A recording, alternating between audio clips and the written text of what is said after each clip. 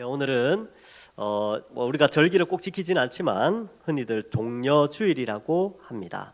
예수님께서 십자가에 달려 죽으시기 위하여 예루살렘 성에 입성한 날을 기념하기 위한 날인데, 그 날이 마침 주일이었기 때문에 종려주일로 지키는 것이죠.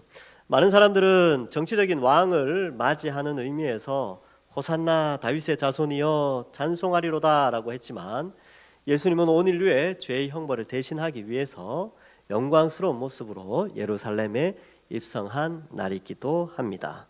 그 예수님의 입성을 통하여 우리의 죄의 문제, 또 우리의 구원의 문제가 다 해결되어지고, 또 예수님은 예루살렘에 입성하셔서 진리를 가르치시고 또 이 십자가를 지시는 그런 한 주간을 보내게 됩니다. 그런 의미에서 우리 한국교회에서는 아름다운 전통으로 보통 이 고난주간에 대부분의 교회들이 특별 새벽 기도회로 주님의 십자가를 기억하고 있습니다. 내일부터 시작되는 특별 새벽 기도회에 또 많이 참여해 주시기를 바랍니다. 우리 그러한 가운데 우리는 이제 로마서를 살피고 있는데요, 이 로마서를 통하여서 예수님의 그 십자가 공로가 얼마나 큰 은혜인가를 오늘 이 시간에도 함께 살펴보고자 합니다.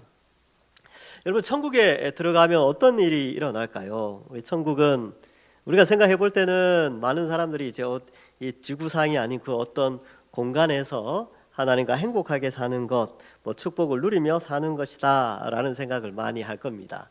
그러면 그 천국은 어떤 곳이냐? 한마디로 정의를 하면 하나님이 통치하시는 나라입니다. 그래서 천국이죠. 그래서 이 천국은 하나님이 통치하시는 하나님 나라인데, 우리는 지금 민주주의 사회 속에서 살고 있지만 천국은 왕이 다스리는 나라입니다. 그 왕이 바로 우리가 믿고 있는 바로 삼위일체 하나님이시죠. 하나님이 왕이 되셔서 나라를 다스리는 그런 왕국으로 우리가 들어가게 되는데, 그 왕이 우리에게 한량없는 축복을 더하여 주시고, 그 왕이 우리에게 죽지 않는 영생을 허락하시고, 또 그 왕이 배고프지도 않고 아프지도 않도록 우리를 영원히 인도하시는, 행복으로 이끌어 주시는 그 나라가 바로 하나님 나라 천국입니다. 근데 천국은 누구나 들어갈 수 있느냐? 그렇지 않습니다. 천국은 의인만이 들어갈 수가 있는 것이죠. 그래서 이 의인의 자격을 갖춘다는 것은 이 구원과 관련된 것이고, 의인의 자격을 누가 갖추느냐가 너무너무 중요한 주제입니다. 의인만이 천국 백성이 될 수 있죠. 악인은 천국에 갈 수 없고 영원한 심판 아래에 놓이게 됩니다. 그래서 천국의 주인이 하나님이라면 하나님이 원하시는 의의 기준에 합당해야 됩니다. 사람들은 자기가 나름대로 이 정도면 내가 의인 정도 될 거야, 내가 이 정도면 의인으로서 천국 갈 거야 하는 기준이 있다는 거예요. 유대인들은 어떻게 생각했냐면, 내가 율법을 이 정도 지키고 나한테 율법이 있고 내가 할례까지 받았으니까 나는 천국에 들어갈 거야 라는 기준을 가지고 있었다는 거고요. 이방인들, 즉 유대인이 아닌 보통의 사람들은 내가 이 정도 착한 일을 하고 이 정도 지식이 있으면 천국에 들어갈 거야 라고 생각을 한다는 거죠. 근데 유대인이나 이방인이나 동일하게 공통점이 뭐냐 하면, 그 의인이 되는 기준이 다 행위예요. 행위. 내가 어떤 행동을 하느냐에 의해서 내가 천국에 갈 수 있다, 이 정도면 내가 의인이다 라고 하는 그 기준이 행동에 의해서 결정되어진다는 것입니다. 그런데 우리가 앞서서 살펴봤듯이 로마서 1장 18절부터 3장 20절까지의 행위로 하나님 앞에 의롭다 여길 수 있는 사람이 있느냐? 없다는 거예요. 하나님의 기준에 봤을 때, 하나님이 보실 때 모든 인류는 다 죄 아래, 즉 죄의 형벌 아래, 죄의 지배 아래 있다라는 것을 가르쳐주고 있습니다. 로마서 3장 10절에서 12절에 그 말씀이 나오죠. 기록된 바 의인은 없나니 하나도 없으며 깨닫는 자도 없고 하나님을 찾는 자도 없고 다 치우쳐 함께 무익하게 되고 선을 행하는 자는 없나니 하나도 없도다 라고 이미 하나님이 사람들을 보면서 이 정의를 내렸습니다. 그래서 인간은 스스로 의인이 되려고 했지만 의인이 스스로 될 수 없고, 또 천국이라는 나라의 왕의 기준에 합당한 의를 이룬 사람이 아무도 없다는 것이지요. 그래서 하나님이 우리에게 의인이 될 수 있는 방법을 가르쳐 주셨습니다. 그 방법은 구약 성경에도 기록되어져 있는데 행위로 의롭게 되어지는 것이 아니라 믿음으로 말미암아 의롭게 되어진다. 근데 그 믿음으로 말미암아 의롭게 되어지는 것은 하나님의 은혜, 하나님이 우리를 불쌍히 여기는 마음에서 이 은혜가 내려지고 그 은혜가 내려진 통로가 믿음이라는 것을 통하여서 의인이 되게 하신다라는 것을 말해주고 있습니다. 그래서 로마서 3장 24절에 그리스도 예수 안에 있는 속량으로 말미암아 하나님의 은혜로 값없이 의롭다 하심을 얻은 자 되었느니라 라고 말씀하고 있습니다. 그러면 여기서 중요한 것이 믿음으로 의인이 된다고 했는데 무엇을 믿느냐가 중요합니다. 대상을 어떤 대상을 믿느냐가 중요하고 그 대상에 대한 내용도 어떤 내용을 믿느냐가 중요한 것이죠. 어떤 사람은 예수님을 믿는다 하지만 예수님이 나에게 이 성공을 가져다주고 건강을 가져다주고 이런 분으로만 생각하시는 분들도 있어요. 꼭 그렇지만은 않습니다. 그런 부분이 없는 것은 아니지만 또 어떤 사람은요, 예수님을 믿지만 여전히 예수님만 믿어서는 천국 갈 수 없으니까 내가 착한 일을 해야 천국 간다 라고 생각하는 사람들도 또 있어요. 그러나 성경은 그러한 것들이 아니라 우리가 믿고 있는 믿음의 대상과 믿음의 내용을 성경이 명확하게 가르쳐 주는데 인간의 그 어떤 행동이나 그러한 것들로 우리를 의롭게 여기는 것이 아니고, 또한 우리가 믿고 있는 그 예수님은 우리를 위한다라고 했을 때 그 위하는 것이 이 땅에서의 어떤 그런 의식주 문제의 해결보다는 우리의 죄의 문제, 우리의 구원의 문제에 있어서 그것을 해결해 주시는 분으로 성경은 묘사하고 있습니다. 자, 그래서 이 유대인들에게 사도 바울이 이 복음을 설명할 때에 유대인들이 참 받아들이기 힘들었던 것 중에 하나가 바로 이거였어요. 왜냐하면 자기들은 율법도 있고 또 할례도 받고 율법을 지키고 하는데 그런 행위가 쌓여져 있는데, 그런 행위가 구원을 준다, 의롭게 한다는 것이 아니라 예수님만 믿으면 구원을 받는다라고 하니까 유대인들 입장에서는 이게 참 힘들었어요. 왜요? 이방인들은 율법도 없고 할례도 받지 않았는데 예수님만 믿으면 구원받는다 그러니까 유대인들 입장에서는 억울했던 것입니다. 뿐만 아니라 불신자들도 마찬가지예요. 불신자 중에서 보통 여러분들 만나는 불신자들 어때요? 어떻게 하면 천국 가느냐라고 물어보면요, 대부분 다 착한 일 하면 천국 간다고 생각해요.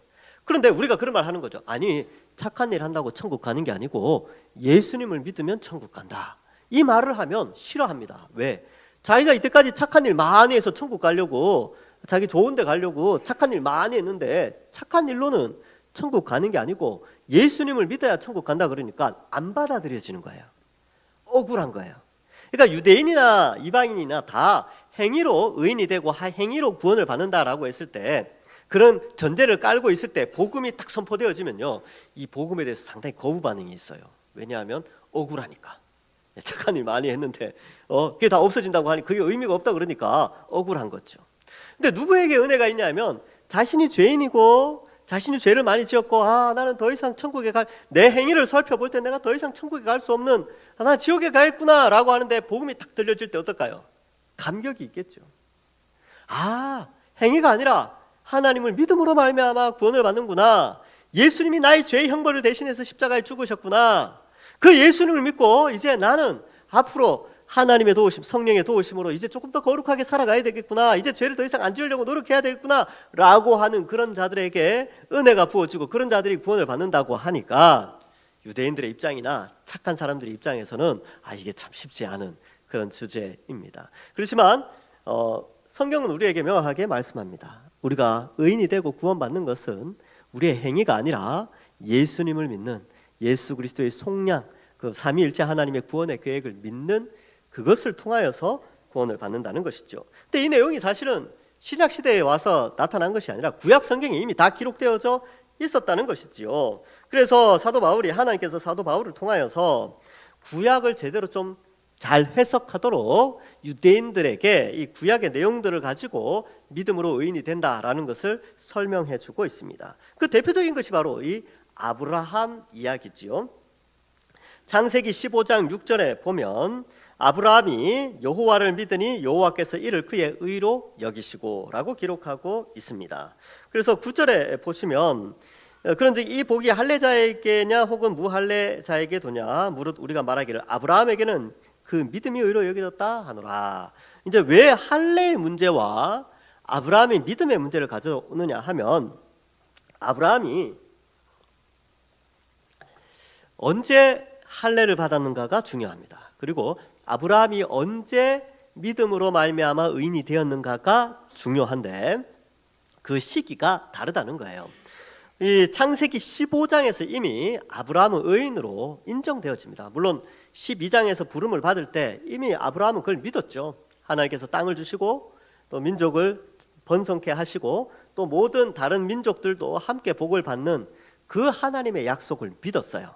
그리고 그게 이제 11장 말 12장 초에 나오는데, 15장에 가서 아브라함이 그동안 하나님 믿고 살아온 것에 대해서 하나님이 그것을 의로 여기셨다라고 그냥 말씀해 주신 것이지요. 그러면 할례는 언제 받느냐면, 할례는 17장에 가서 받습니다. 그러면 아브라함이 부름을 받을 때 이제 보면 75세였더라 이렇게 돼 있고, 아브라함이 이제 86세에 이삭을 낳고 또 아브라함이 99세에 할례를 받게 됩니다. 그러면 이 믿음으로 말미암아 의롭게 아브라함이 하나님을 믿으니 의롭게 여겨진 것은 이 이스마엘을 낳기 전이에요. 그러니까 86세 이전이죠. 이스마엘을 낳는 장면이 창세기 16장에 나옵니다. 근데 의인이라고 칭한 것이 15장에 나오고 16장에 이삭을 낳고 17장에서 할례를 받아요. 그러니까 할례는 믿음으로 말미암아 의롭다라고 한 후에 받은 거기 때문에 할례는 의인이 되는 조건이 될 수가 없다는 거죠. 그리고 이 할례의 의미를 설명해 주게 됩니다. 그래서 창세기 17장 26절 27절에 그날에 아브라함과 그 아들 이스마엘이 할례를 받았고, 근데 그때가 언제냐? 17장 1절에 보면 아브라함이 99세 때에 여호와께서 아브라함에게 나타나서 해서 이제 그 17장 1절에는 이 그 99세에 아브라함의 가족들이 이제 할례를 받았다라는 것을 알 수 있게 됩니다. 그러면 할례의 표는 뭐냐? 11절에 보니까 그가 할례의 표를 받은 것은 무할례 시에 믿음으로 된 의를 인친 것이다 라고 기록하고 있습니다. 그래서 할례는 의인이 되었기 때문에 받은 것이지 할례를 받아서 의인이 된 것이 아니다라는 것을 말해주고 있지요. 그러면 유대인들 입장에서는 이 할례와 율법 자체가, 율법을 가지고 있는 것과 할례를 행한 것이 의인이 되는 조건이라고 생각했는데, 하나님께서 바울을 통해서 그건 조건이 안 된다. 할례를 받지 않아도 믿음으로 말미암아 의인이 된다는 것을 아브라함이 직접 보여주고 있지 않느냐라는 것을 말해준다는 것이지요. 사실 그 사도 바울이요, 이 할례 부분만 좀 양보했어도 그렇게까지 고난을 받지 않을 수 있었어요. 그러나 이 구약의 이 말씀을 깨닫고 이 아브라함이 믿음으로 말미암아 의롭게 됐다라는 것을 알고 나서는 이 할례와 타협할 수가 없었어요. 그러니까 유대인들은 참 이렇게 복음을 받아들이기가 쉽지가 않은 것이죠. 그리고 유대인들은 그렇게 생각을 했어요. 이 율법과 할례를 받은 것은 다른 민족과 구분되어 있기 때문에 자기들은 좀 높은 수준의 1등 시민으로 생각을 했고, 비록 이방인들 중에서 개종을 해서 유대교나 하나님을 믿는다 할지라도 그들은 2등 시민 정도, 천국에서 그 다음, 유대인들보다 그 다음 되는, 그렇게 이제 좀 생각을 하는 경향이 있었습니다. 그런데 이 복음은 어떻습니까? 이방인이나 유대인이나 다 예수 그리스도로 말미암아 함께 의인이 되어지고 함께 구원을 받는다라고 하니까 유대인들에게는 참 쉽지 않은 그런 것이었죠. 지금도 마찬가지입니다. 지금도 유대인들 만나서, 유대교에 있는 유대인들은요, 이방인들하고 밥도 같이 안 먹어요. 2등 시민들하고 밥 안 먹는다는 거죠. 그래서 자기들끼리 선민 사상에 잡혀 있는 것입니다. 자, 그래서 할례는 도장을 찍는 의미가 있다. 또한 이 할례의 기능은 한 가지가 더 있는데요, 할례는 기억하는 기능이 있습니다. 아브라함이 하나님께서 약속하셨음에도 불구하고 애굽에 내려가서 그 아내를 누이라고 속였죠. 나중에 이제 블레셋 땅에 들어가서도 또 한 번 그렇게 거짓말하기도 하고, 또 하나님께서 의롭다고 여기고 약속을 주셨음에도 불구하고 하갈을 통하여서 이스마엘을 낳게 되는 그런 믿음 없는 모습을 보여주게 되는데, 하나님이 하나님의 언약을 잘 기억 못하니까 잘 기억하라고, 화장실 갈 때마다 기억하라고 남자 성기 표피 끝을 잘라내는 할례 의식을 행하게 됩니다. 그래서 그 할례는 몸에 새긴 하나님의 약속입니다. 몸에 새긴 하나님의 약속이니까 그런 의미가 있는 것이지 그것이 구원을 가져다 준다든지 그런 기능이 없다라는 것을 또한 우리는 함께 알아야 됩니다. 오늘날도 우리는 이제 마찬가지지요. 착하게 잘 살고 남들보다 자신은 도덕적으로 더 뛰어나다고 생각해서 천국을 간다라는 그런 생각을 가지고 살아가는 것이 아니라 예수님께서 나의 죄의 형벌을 대신하여 십자가에서 죽어주신 그 은혜, 그리고 나 대신 내가 죄의 형벌 아래 있는, 또 죄의 지배 아래 있는 그런 존재인데 거기에서 자유롭게 해주시기 위해서 성령의 지배를 받고 또 영원한 천국의 소망을 가지도록 우리 죄의 형벌을 예수님이 십자가에서 대신해서 달려 죽었다라는 사실을 믿는 자를 하나님이 의롭다고 여겨주신다는 것이죠. 그렇기 때문에 이렇게 의인이 된 사람은 의인답게, 하나님 백성답게 거룩하고 의롭게 살아가면 되는 것입니다. 그래서 이 뉘앙스 차이가 있는데, 의인이 되기 위해서 선을 행하는 것이 아니라 믿음으로 말미암아 의인이 되었기 때문에 선을 행하는 자가 된 것이지요, 우리는. 그래서 이러한 부분들을 생각하면서 정말로 예수님 믿은 사람이라면 이제는 의인답게 이 세상 속에서 거룩하게 살아가야 한다라는 것입니다. 그래서 이러한 하나님의 여겨주심, 이것이 바로 은혜가 되는 것이지요.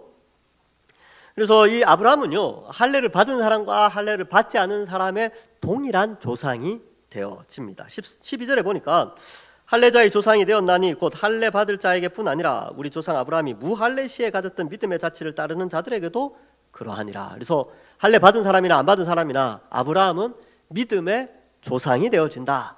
그래서 우리가 그 믿음대로 살 때 우리도 의인이 되어진다라는 것을 말씀해주고 있습니다. 그러면 아브라함의 후손에게 주어지는 축복이 있어요. 우리 모두는 이제 믿음으로 말미암아 의인이 되는데 하나님이 아브라함에게 약속한 게 있습니다. 어떤 약속을 하셨냐면 바로 이 상속자, 너뿐만 아니라 너의 후손들이 하나님이 주실 땅의 상속자가 되어진다라는 약속을 하셨어요. 물론 1차적으로는 그 땅이 가나안 땅이었죠. 그리고 그것이 성취가 되어졌습니다. 그러나 우리 오늘날 신약시대에 아브라함의 자손이 되었다라고 했을 때 우리에게 주어지는 땅은 새하늘과 새 땅이 되어지는 것이죠. 그래서 에베소서 3장 6절에 보면 이는 이방인들이 복음으로 말미암아 그리스도 예수 안에서 함께 상속자가 되고 함께 지체가 되고 함께 약속에 참여하는 자가 됨이라 라고 기록하듯이 이방인이나 유대인이나 동일하게 다 하나님 나라, 하나님이 주실 그 땅의 상속자로 우리를 불러주셨다라는 것을 말해주고 있습니다. 그래서 우리도 상속자예요. 그러니까 땅을 기업으로 받습니다. 땅을 물려받는데 어떤 땅이냐 하면 이 땅은요, 예수님이 재림하심으로 말미암아 이 지구가 새 하늘과 새 땅으로 변화되어집니다. 거기에서 하나님의 백성들에게 땅을 나누어 주셔서 영생과 복락을 누리도록 하신 것이지요. 그래서 많은 사람들이 그렇게 생각을 해요. 예수님 믿고 천당 가면 끝이다라고 생각하는데 그렇지 않다니까요. 천국에 이제 우리 이 땅에서 이 몸이 죽으면 영혼이 하나님과 함께 있어요. 하나님과 함께 있는데 그렇게 영혼으로 하나님과 영혼이 있는 것이 아니고 영혼으로 있다가 예수님이 이 땅에 오실 때 그 영혼들이 이 땅에 다 같이 내려와요. 같이 내려오면서 그 영혼이 육체를 다시 가지게 됩니다. 그걸 부활의 몸이라고 하는데 영광스러운 부활의 몸을 가지고 이 땅에서 하나님이 기업으로 주시는 땅에서 영생과 복락을 누리도록 우리에게 약속을 하셨습니다. 오늘 이제 정말 그렇습니까? 이렇게 궁금하신 분들이 있는데 고린도전서 15장을 읽어보시고 데살로니가전서 4장을 읽어보시고 또 뭐 베드로전서 이런 데도 그런 내용들이 많이 나오죠. 하나님께서 그렇게 약속을 하셨습니다. 물론 지금 이 땅하고는 좀 다르겠죠. 지금 이렇게 뭐 미세먼지도 많고 또 그죠 뭐 이렇게 환경도 그렇게 좋지 않은 그런 환경이 아니라 정말 태초에 에덴 동산처럼 그 열매 맺는 생명나무도 같이 있고 생명수도 흐르고 하는 그런 새 하늘과 새 땅의 상속자로 우리를 불러주신 것입니다. 그래서 하나님이 아브라함에게 약속하신 것은 이 땅과 상당히 많이 연결되어져 있습니다. 창세기 12장 1절부터 3절에 보면 여호와께서 아브라함에게 이르시되 너는 너의 고향과 친척과 아버지의 집을 떠나 내가 내게 보여줄 땅으로 가라. 내가 너로 큰 민족을 이루고 내게 복을 주어 내 이름을 창대하게 하리니 너는 복이 될지라. 너를 축복하는 자에게는 내가 복을 내리고 너를 저주하는 자에게는 내가 저주하리니 땅의 모든 족속이 너로 말미암아 복을 얻을 것이라 하신지라. 그래서 땅과 관련되어져서 축복을 주셨고, 그 땅은 아브라함의 후손들에게 주어지는데 현재 지금 있는 이스라엘 땅, 그 땅이 아니라 앞으로 우리에게는 예수님의 재림으로 말미암아 완성될 땅을 우리에게 약속하신 것입니다. 그리고 창세기 13장 7절에도요 아브라함에게 땅을 약속하시죠. 너는 일어나 그 땅을 종과 행으로 두루 다녀보라. 내가 그것을 내게 주리라. 그래서 땅이라는 개념이 중요하고, 그 땅을 왜 주느냐 하면 후손들이 그 땅을 차지하게 되도록 하시기 위해서 땅에 대한 약속을 많이 하십니다. 여러분, 이 땅에 뭐 집이 없습니까? 이게 집 있는 분들도 있고 없는 분들도 있는데, 집 없으신 분들 천국에 우리 집이 있습니다. 하나님이 준비해 두신 부동산이 있어요. 이게 얼마나 좋겠습니까? 그건 돈으로 살 수 없는 땅입니다. 그 땅이 있다는 사실을 알고, 이 땅에 우리가 100년 사는 거 그렇게 길지 않은 인생입니다. 길지 않은 인생, 영원한 하나님 나라의 상속자, 땅을 유업으로 받는다는 사실을 알고 또 위로받으시기를 바랍니다. 자, 계속해서 살펴보겠습니다. 이 13절에 보면 언약이라는 용어가 나오죠. 세상의 상속자가 되리라고 하신 언약은 율법으로 말미암은 것이 아니다. 그래서 이 언약, 뭐 약속이라고 볼 수 있죠. 그래서 이 약속과 율법은 이게 완전히 차이가 나는 거예요. 율법으로 의인이 된다라고 생각했지만 그것이 아니라 약속으로 천국 백성이 된다라는 것이지요. 그래서 율법의 법조문으로 인하여서 인간이 선하고 악하고를 판단받는 것이 아니라 하나님의 약속에 의하여서 바로 믿음으로 말미암아 의인이 된다는 이 약속으로 말미암아 의인이 되어지고 천국 상속자가 되어진다라는 것을 말해주고 있습니다. 그래서 사실 이 본문이 조금 논리적으로 있기 때문에 좀 집중하기가 쉽지 않을 수도 있는데, 뭐 어쨌든 그런 내용이에요. 이 천국은 믿음으로 말미암아 의인이 된 사람이 가지 율법이나 할례를 통해서 가는 게 아니다. 혹은 착한 행위를 통하여서 그걸 측정해서 가는 곳이 아니라 하나님이 어떤 분인지, 무엇을 약속하셨는지, 어떤 내용을 믿어야 되는지 그 내용을 믿음으로 말미암아 하나님 나라의 백성 의인이 된다라는 것으로 설명해 주고 있습니다. 그리고 그 의를 가진 자는 천국을 상속받는다. 이 상속은 무료로 공짜로 주는 거거든요. 그래서 하나님 나라를 하나님께서 공짜로 주신다. 이것을 말씀해 주고 있습니다. 14절에는 율법에 속한 자가 상속자면 믿음은 헛것이 된다. 이게 무슨 말이냐면 아브라함 이후에 이제 할례는 아브라함이 99세 때 받았고 믿음으로 이렇게 된 것은 75세 즈음이었죠. 그런데 율법은요 그보다 더 뒤에 생겨났어요. 400년 지나서 율법이 생겨났는데 유대인들의 말처럼 율법과 할례를 통하여서 의인이 된다고 그러면 이 아브라함에게 약속하신 하나님의 그 약속은 다 무효가 되는 거 아니냐. 그 아브라함은 율법이 없었죠. 이삭도 율법이 없었어요. 야곱도 율법이 없었습니다. 다 율법 없는 가운데서 그들이 하나님의 택함을 받아 의인으로서 하나님 백성이 되었으니까 유대인들이 율법으로 의인이 되어진다라고 하는 것은 그거는 그러면 아브라함에게 약속하신 것을 취소시키는 거나 마찬가지다. 약속을 파기하게 되는 것이기 때문에 그렇게 주장할 수 없다라는 것을 말해주고 있죠. 그럼 율법은 어떤 기능이 있었다고 했죠? 율법은 죄를 깨닫게 하는 것뿐이에요. 죄를 깨닫게 하고 또 그 죄가 죄를 깨닫고 그 율법을 통하여서 하나님의 진노가 있구나라는 것을 알게 해주는 거죠. 죄를 지었으니까. 그래서 15절에 율법은 진노를 이루게 된다 이렇게 표현을 하고, 율법이 없는 곳에는 범법함도 없는데 율법이 있는 곳에는 범법함이 있어요. 근데 이 범법이라는 단어를 쓴 이유는 이 단어가 고의로 법을 어기다 이런 뜻이에요. 근데 유대인들이 이 범법을 행했다는 것이죠. 유대인들은 죄가 어떤 것인지 알매도 불구하고 그걸 어겼어요. 그게 범법이에요. 범법. 고의로 죄를 지었다. 율법이 없었더라면 너희들 그냥 죄를 지었을 텐데 고의적으로 죄를 지었구나. 그러면 아담부터 모세까지 죄가 없었느냐? 율법이 있기 전까지 당연히 죄가 있었죠. 이건 5장 가면 설명이 나옵니다. 그래서 인간은 죄를 지었지만 율법을 가지고 오히려 적극적으로 죄를 짓는 범법이라는 용어를 쓰면서 오히려 이 율법이 이 죄를 더 가중시켰다라는 의미로 설명하고 있습니다. 자, 그런 의미에서 이제 이 율법이 또 혹은 할례가 하나님의 은혜 또 하나님이 주시는 의 이것과는 상관이 없다라는 것을 말해주고 있습니다. 자, 16절에서는 그러므로 상속자가 되는 그것이 은혜에 속하기 위하여 믿음으로 된다. 이는 그 약속을 이렇게 되어 있는데 이 표현이 조금 어렵죠? 은혜에 속하기 위하여 믿음으로 된다. 이게 무슨 말이냐면 하나님이 은혜를 주셨는데 은혜가 어떤 은혜냐 하면 바로 믿음으로 은혜를 베푸시는 거예요. 그러니까 우리가 뭔가를 어떤 대상과 내용을 믿음으로 말미암아 하나님이 은혜를 베풀어 주신다는 거죠. 그 은혜가 뭐냐 하면 우리를 의인되게 하는 게 은혜예요. 의인이 되어야 천국 백성이 되니까 하나님이 우리를 의인 삼으시기 위해서 은혜를 베풀어 주시는데 그 은혜를 베풀어 주시는 그 통로가 뭐냐 하면 그 수단이 믿음이라는 거죠. 뭔가를 믿으면 의인으로 여겨주는 은혜를 베풀겠다는 겁니다. 그러면 어떤 믿음의 내용이냐? 그 계속 설명하는 것이 바로 예수 그리스도의 십자가 형벌 대속의 속량의 은혜가 되는 것이지요.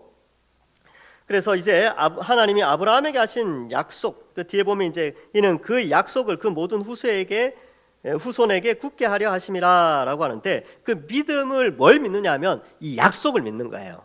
아브라함이 믿었던 믿음은 하나님의 약속을 믿은 겁니다. 그렇기 때문에 우리도 마찬가지죠. 우리도 우리의 믿음의 속성에 뭐가 있냐면 하나님의 약속을 믿는 속성이 있어요. 어떤 약속을 믿어요, 여러분? 여러분이 믿고 있는 약속은 그거죠. 2000년 전에 골고다 언덕에서 십자가를 지시고 죽으신 그 예수님의 죽음이 나의 죄의 형벌을 대신한 죽음이라고 하나님이 약속해 주신 거예요. 그래서 그것을 믿으면 우리의 죄가 없어진다. 우리의 죄가 예수 그리스도께서 이미 다 형벌을 치루었다라고 하시는 하나님이 그렇게 약속하신 것을 우리는 믿는 것이죠. 그래서 우리가 예수님 믿을 때 그 약속을 믿고 다음 때 예수님 믿고 회개할 때 우리는 죄 사함을 받습니다. 그리고 또 어떤 약속이 있어요? 예수님이 부활하셨죠. 우리도 나중에 부활하게 될 것이라는 약속을 믿고 있고 또 어떤 약속을 하셨습니까? 내가 속히 오겠다. 요한계시록에 막 여러 번 나오죠. 주님이 다시 오심을 약속하셨는데 우리는 그걸 믿어요. 그걸 믿는 거죠.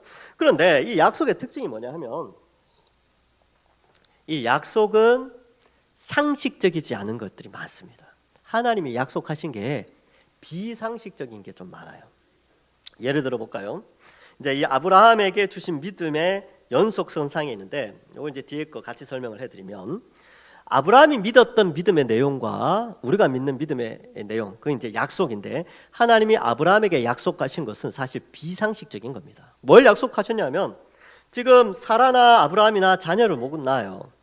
근데 하나님이 사라를 통하여서 이 후손이 번성하게 해주겠다고 했는데 그래서 이제 오해를 해가지고 나중에 하가를 통해서도 낳았지만 그게 아니라 그랬죠. 근데 99세가 됐어요. 99세. 아브라함이 99세, 사라가 89세. 근데 이제 장막에 있을 때 여호와의 사자가 와서 이제 내년 이맘때 네가 아들을 낳을 거다. 그러니까 사라가 웃었잖아요. 내 지금 몸에 경수가 끊어졌는데 이제 더 이상 자녀를 낳을 수 있는 몸 상태가 아닌데 무슨 그런 비상식적인 약속을 하시는가라고 했는데 아브라함은 그 비상식적인 약속을 믿었어요. 믿음이 약해지지 않았습니다. 오히려 그 하나님을 믿고 결국 하나님께서 자녀를 주시게 되는 것이죠. 그러니까 죽은 자와 같은 몸에서 생명이 태어났어요. 아브라함은 이걸 믿었습니다. 또 한 가지 아브라함이 믿었던 것 동일한 건데 아브라함이 이제 이삭을 낳고 키우는 가운데 하나님이 이삭을 제물로 바치라고 그러죠. 근데 아브라함이 제물로 바치려고 데리고 가잖아요. 모리아산으로. 근데 아브라함에게는 어떤 믿음이 있었냐면 이 아들이 죽지만 하나님이 이 아들을 살려주실 것이라는 믿음이 있었습니다. 그래서 그 내용이 밑에 나오는데 보면 17절에 보면 기록된 바 내가 너를 많은 민족의 조상으로 세웠다 하심 같으니 그가 믿은 바 아브라함이 믿은 바가 뭐냐면 하나님은 죽은 자를 살리시며 없는 것을 있는 것으로 부르시는 이시니라. 이걸 믿었어요. 그래서 죽은 자를 살리는 걸 믿은 거죠. 히브리서 11장에도 이 내용이 나와요. 아브라함이 가졌던 믿음은요, 죽은 자를 살리는 믿음. 이삭이 죽는다 할지라도 모리아 산에서 죽지만 하나님이 약속하셨기 때문에 뭘요? 이삭을 통하여 하늘의 별과 같이 땅의 티끌같이 바다의 모래와 같이 많은 민족이 생긴다고 약속을 하셨잖아요. 그 전에 이미. 그러니까 그 약속을 믿고 이삭을 제물로 바치지만 하나님이 살려주신다라는 그런 비상식적인, 어떻게 보면 그것을 가지고 있는데 그 약속을 믿은 거예요. 여러분, 우리가 가진 약속도 마찬가지죠. 세상 사람들이 볼 때는 비상식적이에요. 어떻게 해요? 야, 어떻게, 세상 사람 질문해, 야, 어떻게 2000년 전에 죽은 사람이 어떻게 너의 죄를 대신할 수 있냐? 이거 비상식적인 겁니다. 근데 우리는 어때요? 이게 믿잖아요. 예, 그게 믿어요. 이게 신기한 거죠. 믿어지는 것도 신기한 거고. 그리고 세상 사람들이 볼 때는 이 세상이 그냥 그대로 이렇게 동일 과정설이라 그러는데 이렇게 그대로 이렇게 이때까지 왔다는 거죠. 수십억 년 동안 이렇게 왔는데 뭐 주님이 오시고 그래. 주님이 다시 오신다고? 세상 사람들은 안 믿어요. 믿을 수 없죠. 왜? 상식적이지 않으니까. 예수님이 부활하셨다. 안 믿죠. 상식에 어긋나니까. 그런데 우리가 가진 약속은 뭡니까? 하나님은 무엇을 약속하셨어요? 그 예수님의 부활을 통하여 우리도 나중에 주님 다시 오시고 우리가 영원히 죽지 않을 육체로 변화되어져서 영원히 살게 된다는 하나님이 그 약속을 하신 거예요. 그럼 우리가 믿는 것은 바로 그 약속을 믿는 거죠. 그래서 우리의 믿음과 아브라함의 믿음이 동일선상에 있다. 즉 죽은 자를 다시 살리시고 없는 것을 있게 만드시는 그 하나님의 약속, 그리고 이 지구가 나중에 새 하늘과 새 땅으로 변화되어지는, 정말 말도 안 되는, 상식적으로는 이해 안 되지만 우리는 그 약속을 믿는 것이지요. 그래서 이 믿음이 우리에게 있는가? 그 믿음이 있는 자가 바로 의인이 되어지는 것입니다. 그래서 우리는 이 아브라함과 같은 믿음의 선상에 있고, 그래서 우리를 아브라함의 후손이다라고 표현을 합니다. 갈라디아서 3장 7절에 그런즉 믿음으로 말미암는 자들은 아브라함의 자손인 줄 알지어다라고 표현하고, 9절에는 그러므로 믿음으로 말미암는 자는 믿음이 있는 아브라함과 함께 복을 받느니라, 이렇게 기록하고 있습니다.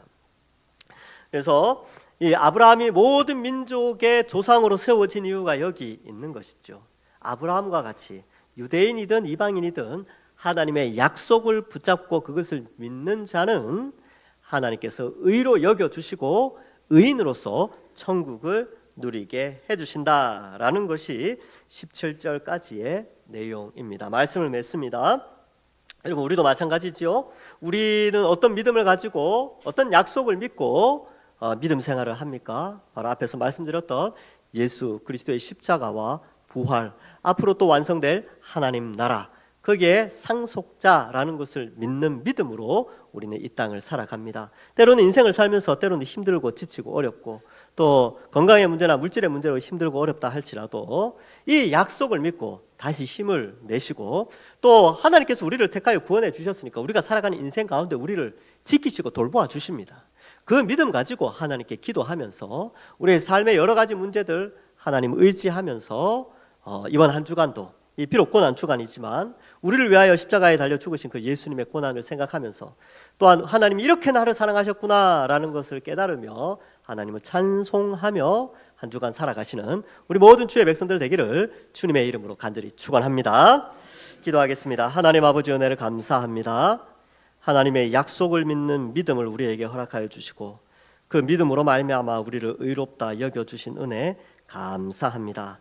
우리 가운데 하나님이 함께하여 주셔서 이번 한 주간도 그 믿음에 흔들리지 않고 하나님 약속 바라보면서 때로는 힘들고 지치는 인생길 가운데 있다 할지라도 천국 소망하며 위로받으며 십자가 바라보며 살아가는 저희들 다 되게 하여 주옵소서. 감사드리오며 예수님의 이름으로 기도하옵나이다. 아멘.